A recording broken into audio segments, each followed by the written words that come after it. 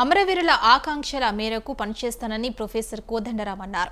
Governor కోటాలో ఎమ్మెల్సీలుగా కోదండరాం, అమీర్ అలీఖాన్ ప్రమాణం చేశారు. మండలి చైర్మన్ ఛాంబర్లో గుత్త సుఖేందర్ రెడ్డి ప్రమాణం చేయించారు. అనంతరం అమరవీరుల స్తూపానికి కోదండరాం, అమీర్ అలీఖాన్ నివాళులర్పించారు. ఉద్యమకారుల అమరవీరుల ఆకాంక్షల మేరకు పనిచేస్తామంటున్న కోదండరాంతో మా ప్రతినిధి రాజు ఫేస్ టు ఫేస్. సుదీర్ఘ పోరాట అనంతరం కూడా చట్టసభల్లోకి ప్రొఫెసర్ కోదండరాం గారు వెళ్తున్నారు. ప్రస్తుతం ఆయనతో మాట్లాడేటటువంటి ప్రయత్నం చేద్దాం. సార్ చెప్పండి సార్, ఎట్లా అనిపిస్తుంది? ఎమ్మెల్సీగా చట్టసభల్లో అడుగు పెట్టబోతా ఉన్నాం, కొద్దిసేపటి క్రితమే ప్రమాణ స్వీకారం చేశారు. అవును, బాగుంది. మంచి అవకాశం మాకు కలిగింది. తెలంగాణ రాష్ట్ర సాధన కోసం ఇప్పటి వరకు ఏం పని చేసినామో ఆ పని మరింత గట్టిగా చేయటానికి ఇది ఒక అవకాశం అనుకుంటున్నాం. తప్పనిసరిగా ఇది ఒక ఈ సందర్భానికి తగ్గట్టుగా మా కార్యాచరణ కూడా మేము కొనసాగిస్తాం. సార్, 10 ఏళ్లుగా అప్పుడు ఉద్యమ సమయంలో కూడా కేసీఆర్తో కలిసి పనిచేశారు ఉద్యమం తెలంగాణ సాధన కోసం. ఆ అనంతరం కేసీఆర్ 10 ఏళ్ల పాటు ప్రజాస్వామిక పాలన అందించడం లేదంటూ కూడా పోరాటం చేశారు. ఇప్పుడు అధికార పక్షంలో ఉన్న కాంగ్రెస్ పార్టీకి ఒకానొక సమయంలో కీలకంగా పనిచేసి అధికారంలోకి తెచ్చినటువంటి పరిస్థితి ఎట్లా అనిపిస్తుంది సార్ ఈ 3 దశలు చూస్తూ ఉంటే?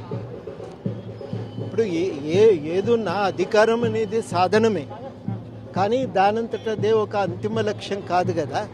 అధికారము అంతిమ లక్ష్యము, స్వప్రయోజనాలకే దాన్ని ఉపయోగించుకోవాలనుకుంటే సమస్య వస్తుంది. కేసీఆర్ గారికి ప్రజలు పోరాటం చేసి అధికారంలోకి తెచ్చిండ్రు. ఆ అధికారాన్ని స్వప్రయోజనాల కోసం వాడుకున్నారు కాబట్టే ఘర్షణ చెలరేగింది. దాన్ని వ్యతిరేకించవలసి వచ్చింది, ఘర్షణ పడవలసి వచ్చింది. అది వ్యక్తిగతమైన విషయాలతో తలెత్తిన ఘర్షణ కాదది. ఈ సందర్భంలో జరిగింది ఆ ఘర్షణ. ఇవాళ కూడా మేము అనుకునేది ఏంటంటే అదే పద్ధతులతో మరి ఈ ప్రభుత్వమేమో ప్రజాస్వామిక తెలంగాణ నిర్మాణం కట్టుబడి ఉంది కాబట్టి ఆ ప్రజాస్వామిక తెలంగాణ నిర్మాణం కోసం తప్పకుండా కలిసి పనిచేస్తాము, చర్చ చేస్తాం, వాళ్ళతో మాట్లాడతాం. అది చాలా కీలకం. ఒకనొక సమయంలో కేసీఆర్ తో మీరు పోరాటం చేస్తున్న సమయంలో సర్పంచ్ కూడా కాలేదు కోదండరాం అనేటటువంటి విమర్శలు చేశారు. ఇప్పుడు చట్టసభల్లో ఎమ్మెల్సీగా అడుగు పెట్టబోతా ఉన్నారు. కేసీఆర్ కి ఏం చెప్పబోతా ఉన్నారు సార్? నేనేం చెప్పదలుచుకోలేదు, ఎందుకంటే ఆయనతో నాకు వ్యక్తిగతమైన ఘర్షణ లేదు. ఆ ఘర్షణల్లో ప్రజాస్వామ్యం కోసమా నిరంకుశ పాలన వేప అన్నదే లక్ష్యం. నిరంకుశ పాలన వద్దు, ప్రజాస్వామ్యం కావాలనుకున్నప్పుడు తప్పనిసరిగా మార్పు కోసం నిలబడాలి, మార్పు కోసం పనిచేయాలి. సార్, కాంగ్రెస్ ప్రభుత్వం 8 నెలల పాలన అందించింది, ఎట్లా అనిపించింది సార్? ఇప్పటి వరకైతే ఒక ప్రజాస్వామికమైన వాతావరణాన్ని నెలకొల్పే ప్రయత్నం జరుగుతున్నది కాబట్టి సంతోషంగానే ఉన్నది.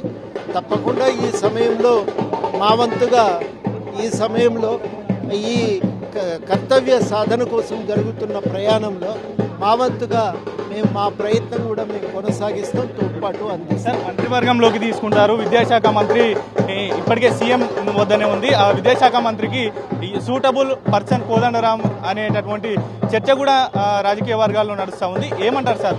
అది ప్రభుత్వం తీసుకోవాల్సిన నిర్ణయం కదా, దాని మీద మాట్లాడటం భావ్యం కాదు, మేము వ్యాఖ్యానించవచ్చు.